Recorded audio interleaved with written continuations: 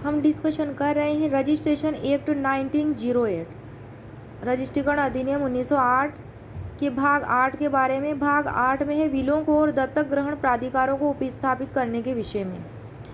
इसमें 2 धाराएं आती है भाग 8 में, धारा 40 और धारा 41। धारा 40 में 2 उपधाराएं हैं। धारा 40 का शीर्षक है विलों की और दत्तक ग्रहण प्राधिकारों को उपस्थापित करने के हकदार व्यक्ति। किसके हकदार व्यक्ति? विलों की और दत्तक ग्रहण प्राधिकारों को उपस्थापित करने के, यानी कि persons entitled to present wills and authorities to adopt. उपधारा 1 कहती है धारा 40 की वसीयतकर्ता या उसकी मृत्यु के पश्चात, वसीयतकर्ता या फिर उसकी डेथ के पश्चात विल के अधीन निष्वादक के रूप में या अन्यथा दावा करने वाला कोई भी व्यक्ति उसे रजिस्ट्रीकरण के लिए किसी भी रजिस्ट्रार या उप रजिस्ट्रार के समक्ष उपस्थित करेगा। कहाँ करेगा? उसे निष्वादक के रूप में अन्यथा दावा करने वाला कोई भी व्यक्ति रजिस्ट्रीकरण के लिए उपस्थापित करेगा। किसके पास? रजिस्ट्रार या उप रजिस्ट्रार के पास। तो ये बात कहाँ लिखी गई? धारा 40 की उपधारा 1 में। उपधारा 2 में है किसी भी दत्तक प्राधिकार का दाता है उसकी मृत्यु के पश्चात उस प्राधिकार का अदाता या दत्तक पुत्र उसे रजिस्ट्रीकरण के लिए किसी भी रजिस्ट्रार या उप रजिस्ट्रार के समक्ष स्थापित करेगा।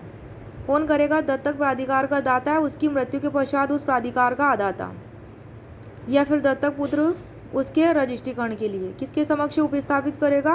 प्रेजेंटेशन देगा उसका रजिस्ट्रार या उप रजिस्ट्रार के समक्ष। नेक्स्ट है धारा 41। इसमें विलों का और दत्तक ग्रहण प्राधिकारों का रजिस्ट्रीकरण, इसमें रजिस्ट्रीकरण के बारे में बताया गया है। इसमें 2 उपधाराएं। धारा 41 में उपधारा 1, वसीयतकर्ता या दाता द्वारा रजिस्ट्रीकरण के लिए उपस्थापित की गई प्रेजेंट की गई विल या दत्तक ग्रहण प्राधिकार किसी भी अन्य दस्तावेज के रजिस्ट्रीकरण की रीति जैसी ही रीति से रजिस्ट्रीकृत किया जाएगा। कैसे रजिस्ट्रीकृत किया जाएगा? किसी भी अन्य दस्तावेज के रजिस्ट्रीकरण की रीति की तरह।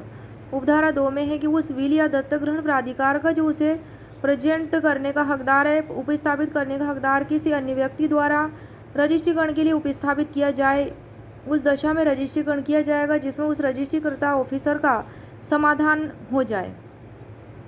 क्लोज ग में है विल या प्राधिकार यथा स्थिति वसीयतकर्ता या दाता द्वारा निष्पादित किया गया था।